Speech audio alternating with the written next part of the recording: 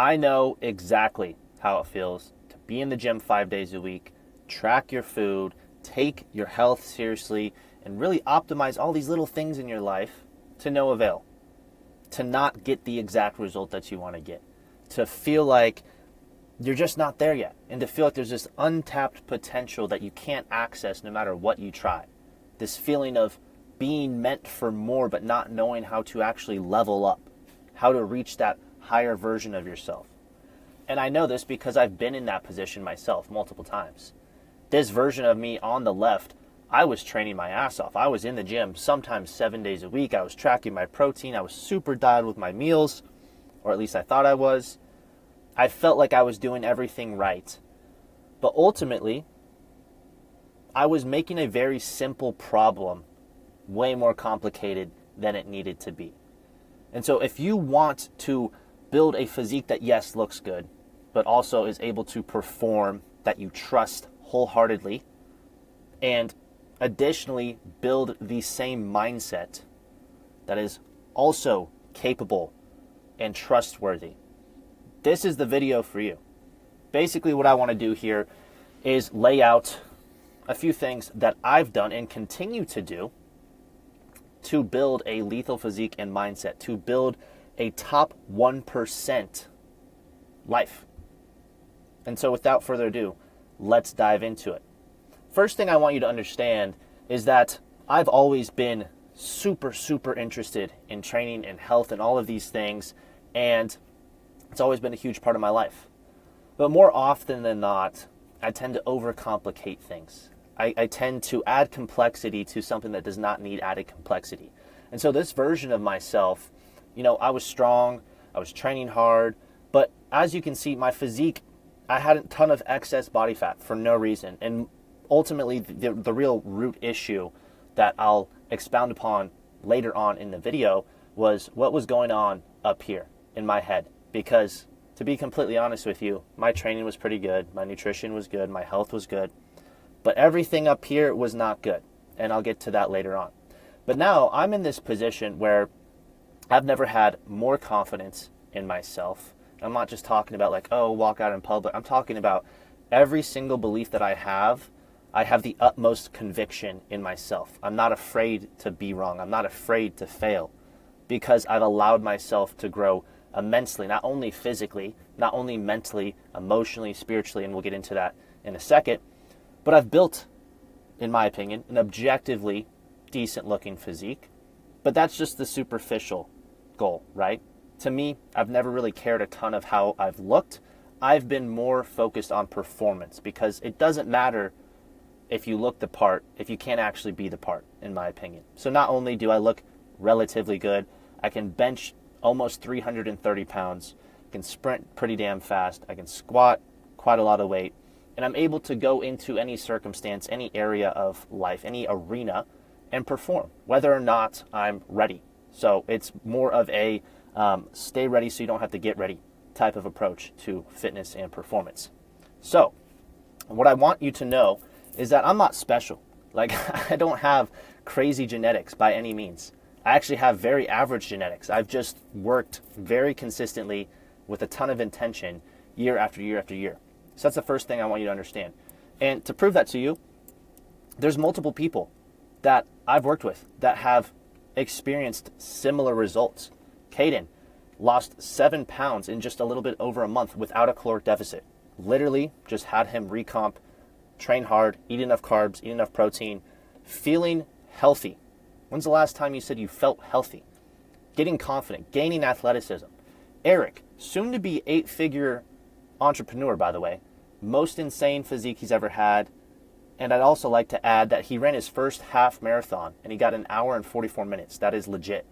Then we have Trent, good friend of mine. Mental clarity is through the roof. Well, yeah, you lost nearly 11 pounds without a caloric deficit.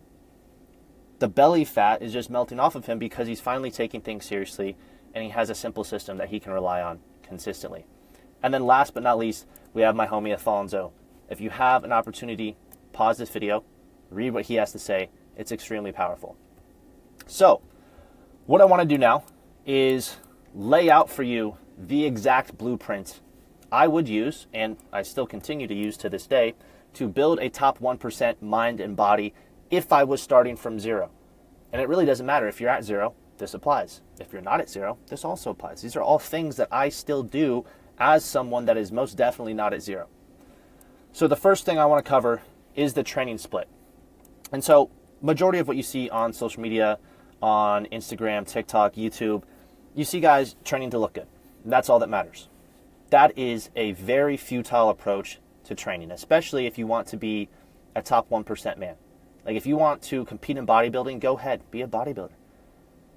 If that's you, this video is probably not for you. This is for the person that wants to become the absolute best version of themselves, the most effective, most capable, and most powerful version of themselves.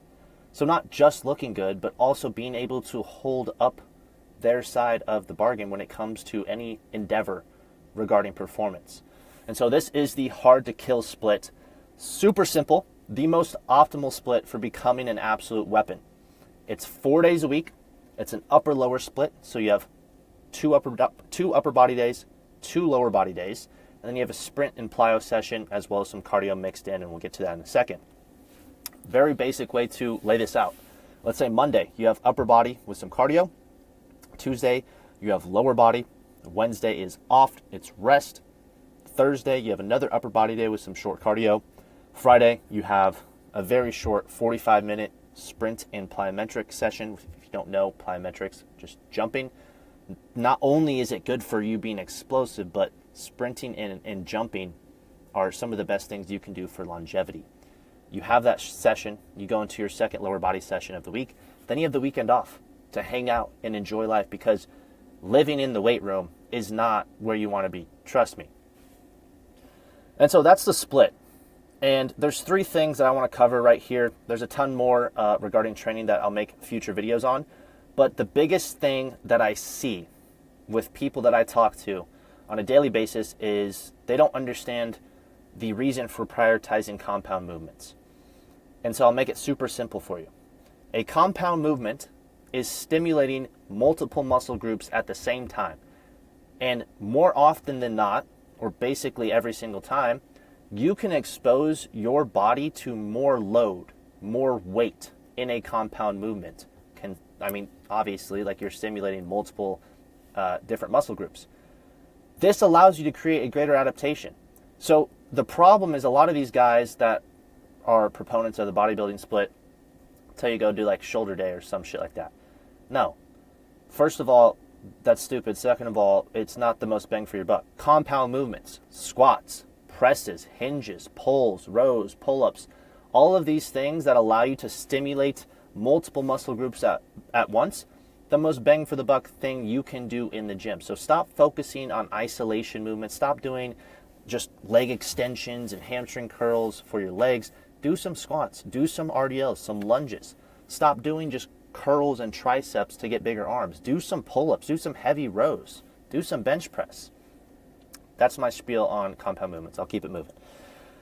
The 2 most important things when it comes to training, bar none, over sets and reps, over your split, over exercise selection, over everything, is consistency and intensity. If you don't have consistency and you don't have intensity, you will never see a single result. Not a single result. If you have S-tier consistency and intensity, you could do the worst split known to man. You could do a ChatGPT split. You could do literally whatever you wanted.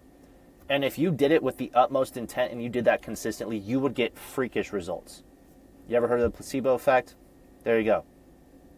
So no matter what you do, if you choose to do the upper lower split after this video and train to become an absolute weapon instead of just like a little trick pony on the stage, and you do that with consistency, I'm talking not just a week, not just 2 weeks, months at a time, years at a time, those results are going to compound, and you couple that with training at maximal intensity, brother, you're taken care of for life, trust me. And the last thing I want to touch on real quick is cardio. Cardio gets a very bad rap in the online fitness space. Some people tell you to do a bunch of cardio, some people tell you not to do cardio. Look, If you want to become the best version of yourself and you want to optimize your health and your performance, do your fucking cardio. It's really not that hard. You can do cardio twice a week in the gym. Every other day, you're doing 10K steps minimum, and then outside of the gym, you're competing in a combat sport, you're playing pickup basketball, you're doing something else that's just generally good for you. You don't need to just die on the bike every single day, but you shouldn't neglect cardio either, because our goal is to be resilient and capable. We don't just want to look like we're healthy. We want to be healthy and feel like we could run through a brick wall. That's it. Okay, that's the training split.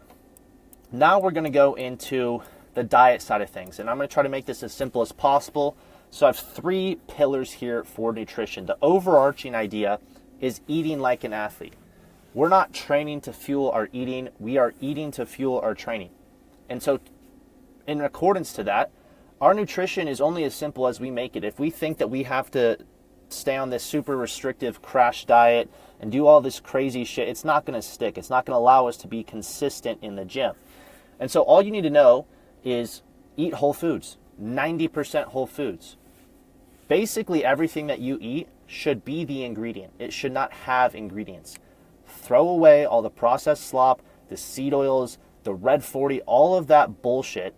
Throw it out. Go get some chicken, some beef, so on and so forth. We'll go into some sources of food very shortly. But literally just eat whole foods.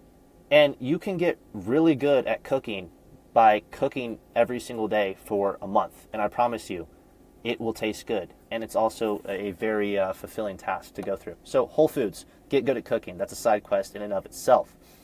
Macros and nutrient density. Macros are great. Don't get me wrong. Everyone knows that you need to eat 1 gram of protein per pound of body weight. And if you're not doing that already, you're probably in the wrong place, because this is infantile stuff, really. So your macros are important, but what's more important is your micronutrients. You're probably deficient in micronutrients because you've probably been psyoped into the idea of like, okay, dude, if I want to be healthy, I can only eat chicken, rice, and broccoli every single day, or egg whites. That's not how it is. You need to be differentiating the micronutrient profiles and macronutrient profiles of your meals.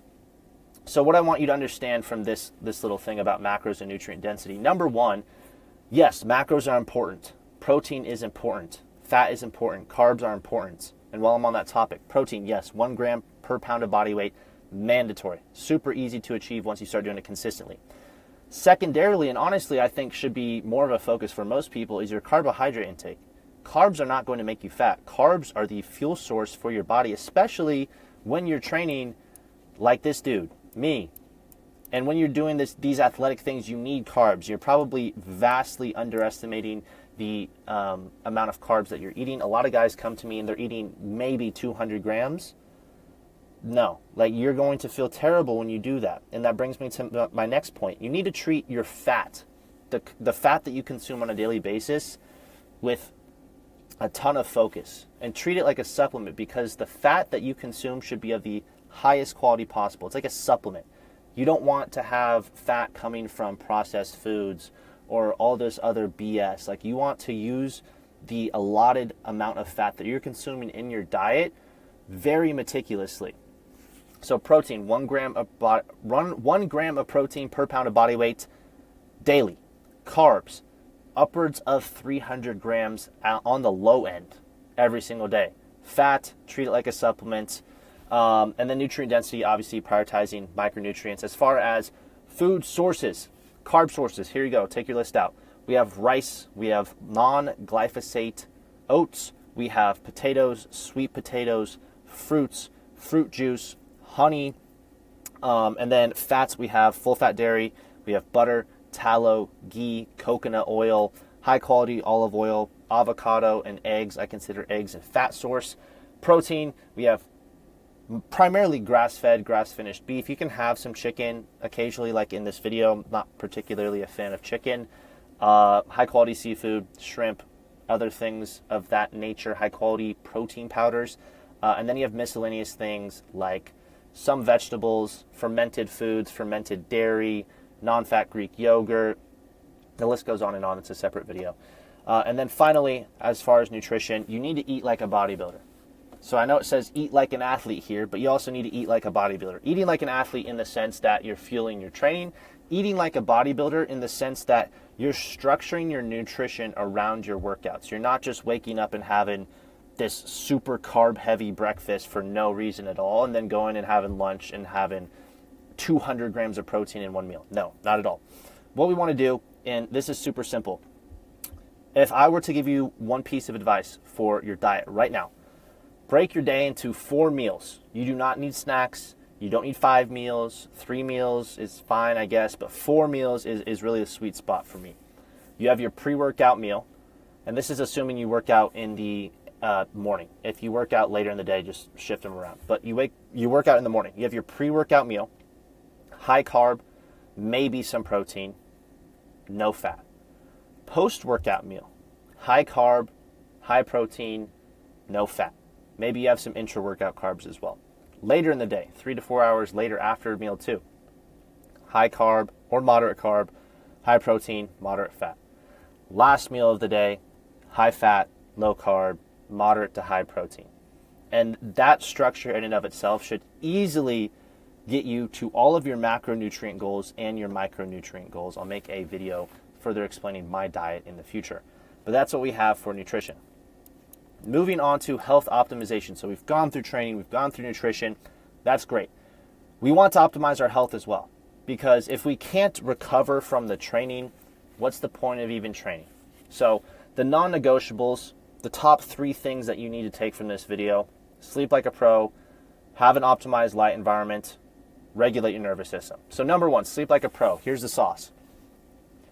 Sleep is the best recovery tool. And I know that that is cliche and you've heard that a million times, but if you're not taking your sleep seriously and you've never taken it seriously before, you have no idea what you're missing out on, truly. There's no reason why you should wake up in the morning feeling tired. There's no reason why you should have a hard time falling asleep, staying asleep. You shouldn't be waking up in the middle of the night to pee. You shouldn't have an inconsistent sleep schedule. Every single night you should be absolutely exhausted, head hits the pillow, fall asleep, sleep deeply, and then wake up in the next morning ready to rip. That's how your sleep should be. If your sleep's not like that, you're doing something wrong. The best way to improve your sleep is as follows. Number 1, sleeping good does not start the night of you actually going to sleep. It doesn't start 15 minutes before you get into bed. It's not how it works. It starts the morning of. So the first thing you're going to do is understand that you need to have a consistent sleep-wake cycle. So waking up at the same time every day, going to sleep at the same time every day, regardless of whether or not it's the weekdays or weekend. Doesn't matter. Just go to bed at 10, 9, whatever. Wake up at 5 or 6. Do that every single day. You can adjust it based on when the sun rises. That's another topic. But consistent sleep-wake time. Wake up within 60 minutes of waking. Get some light, preferably sunlight. If you don't have sunlight, a UV panel or a red light panel, but preferably sunlight. You are then going to go about your day as normal. You're going to make sure that you spend time outside, get sunlight on your skin. That is tremendously beneficial for you. And then you are going to do enough during the day to actually have a reason to be tired at night. A lot of people don't think about that, but if you have a hard time falling asleep, it's probably because you sit on your ass all day and you do absolutely nothing. So do more things, cognitively and physically. And then at night, you are going to eat your last meal 2 to 3 hours prior to bed. As the sun sets, you dim your light environment, you block blue light, you turn your screens off, you put the phone down, you read a book, you have some sort of routine to downshift your nervous system, which we'll touch on in a second. And then you make your room a cave. Dark, cold, quiet. Less than 68 degrees Fahrenheit, ideally. Put your earplugs in, your eye mask on, your eye mask, and then your mouth tape, and then you go to sleep. And you do that every single day. You could take supplements, you could take magnesium, L-theanine, glycine, whatever, but those are the basics of sleep. And this ties into the light environment. So your circadian rhythm is essentially this process. It's this process that functions off of a clock in your brain. And I won't bore you with the details, but every single biochemical process in your body is governed by light in some way, shape, or form. So yes, your nutritional diet, your diet consisting of food is very important. But what a lot of people miss is they don't understand how important the light diet is. You are exposed to a ton of absolute trash light on a daily basis. I'm literally being exposed to it right now. Artificial blue light is toxic. It's poison. Not only does it suppress your melatonin, make it harder for you to fall asleep, but it inhibits testosterone production. It increases or decreases your insulin sensitivity. I had a brain fart there, probably because of the blue light. But it's not a good thing. And so for your light environment, you want to spend as much time as you possibly can. Sunlight is the most healing nutrient that you have access to. Go outside in the morning, in the afternoon, at night. Watch the sunrise, watch the sunset. Mitigate blue light throughout the day, especially at night. Get some blue light blockers. Turn off your phone. Sleep good. Wake up, get morning sunlight. That's light environment. And then last but not least, as far as health optimization, is nervous system regulation. A lot of the problems that I see with individuals is they simply cannot manage stress. And I'm not saying that your life needs to be stress-free. My life is most definitely not stress-free, but I know how to manage stress.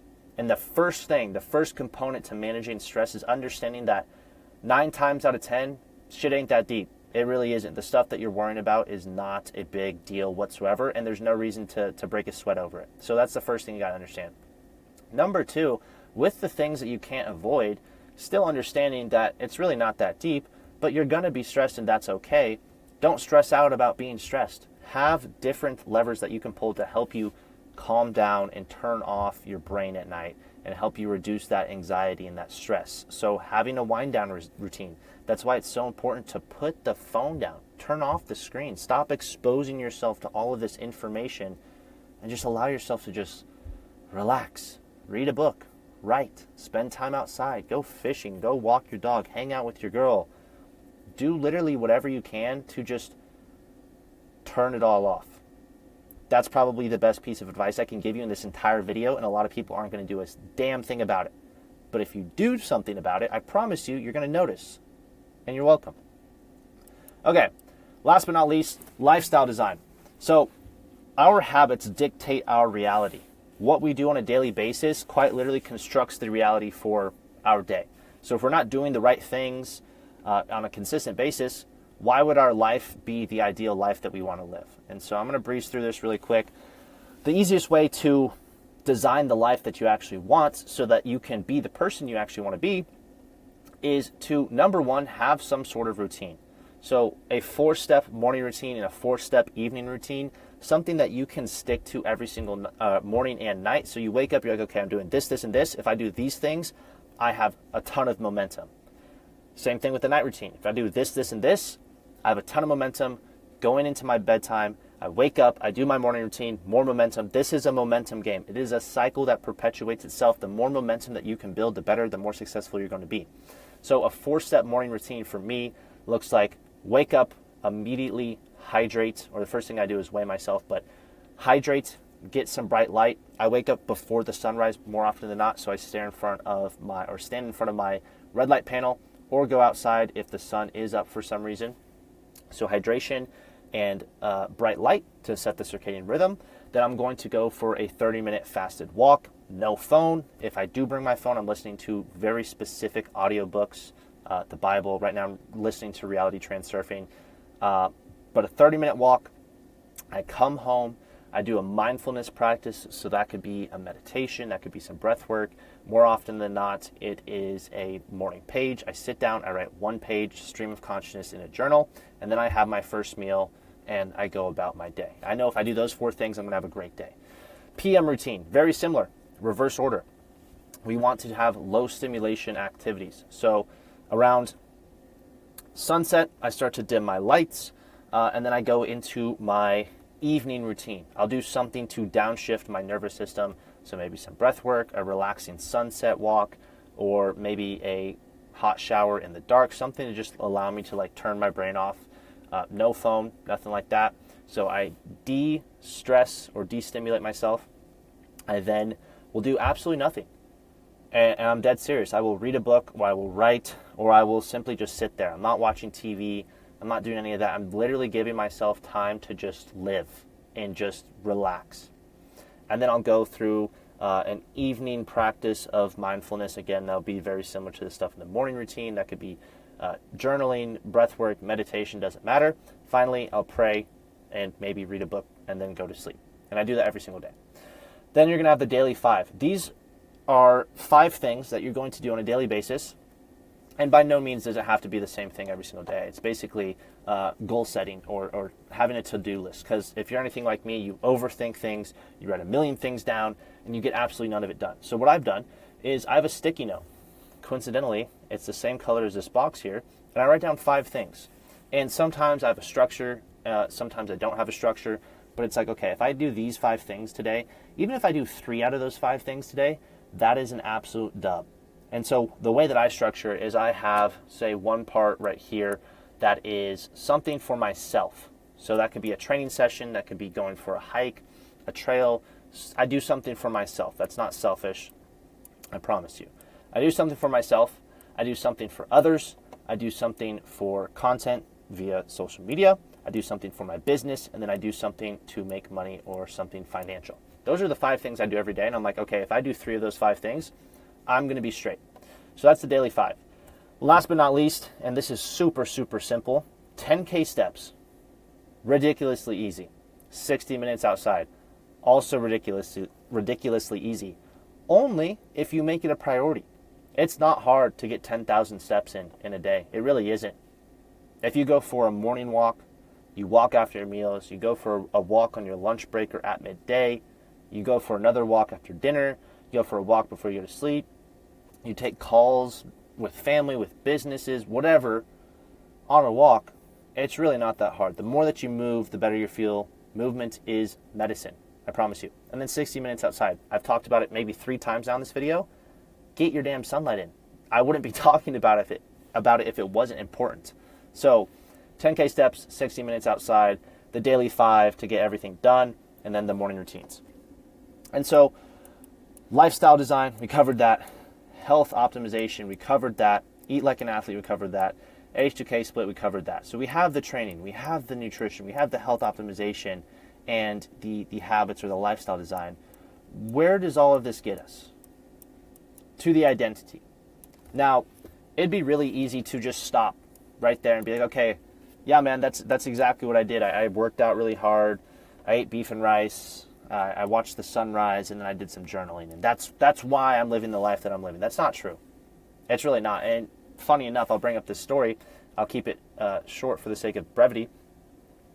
I've always prioritized these things. Not entirely dialed on all fronts 24/7, but all of these things have been very front of mind for me. And not too long ago, I went through a period of my life that I thought all of this stuff made me bulletproof. I thought it made me hard to kill.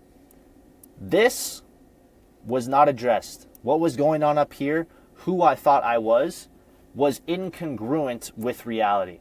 And what the identity really does is it answers the question of who am I, and in our situation as far as reaching a top 1% mind and body, who do I want to become? And if you can't answer that right now, stream of consciousness, just start spitting out, this is what I want my life to look like, this is what I want to think, this is how I want to feel, this is who I want to surround myself with, this is how I want to be perceived. All of these things, if you cannot be ultra specific to the minutia, just off the dome, you need to get clarity on that. Because you have no idea who you want to become. If you don't have any clarity on that, you're never going to, this sounds stupid to say, but you're never going to become that person. I mean, I even put in a quote in here from Kanye. You have to know who you are before you can become it. So if you have no concept of who you want to be, what you stand for, what you stand against, what you want your life to look like, none of these things above are going to do anything. I don't care how much you bench. That's not going to change it. I don't care how much protein you eat. That's not going to change your life. Going to sleep at a good time isn't going to change your life. Doing your morning routine isn't going to change your life if you don't know who you are and you don't know who you want to become. And this is what I think is the issue for the majority of people in fitness, is we are living in an identity crisis. People don't know who they are, and so they're looking anywhere and everywhere for a Band-Aid fix to a much deeper problem. And where I'm going with this is that all of these things up here, the training, the nutrition, the health, we're not just training to be jacked. We're not just training to be capable. We're not just eating to look good and feel good or be healthy for the sake of being healthy. All of those things are prerequisites to living the best life we can possibly live.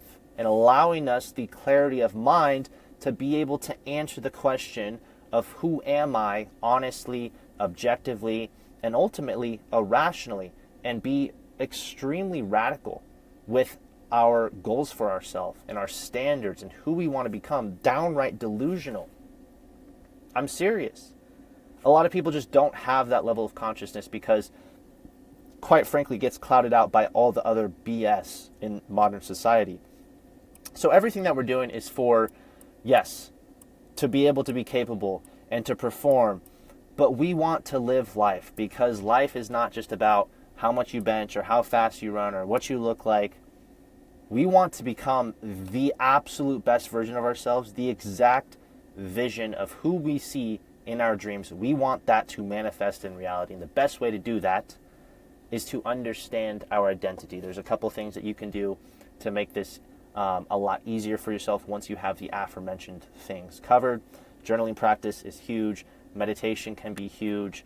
There's a whole host of other things. But ultimately, it takes a substantial amount of time. And really, you just have to have that mental clarity to look within yourself and understand who you are, what you want, and embrace that. And like I said, you have to know who you are before you can become it. So I'll run through everything super quickly one more time. We have the Hard to Kill training split. It's an upper-lower split, 145-minute session of sprinting and plyometrics.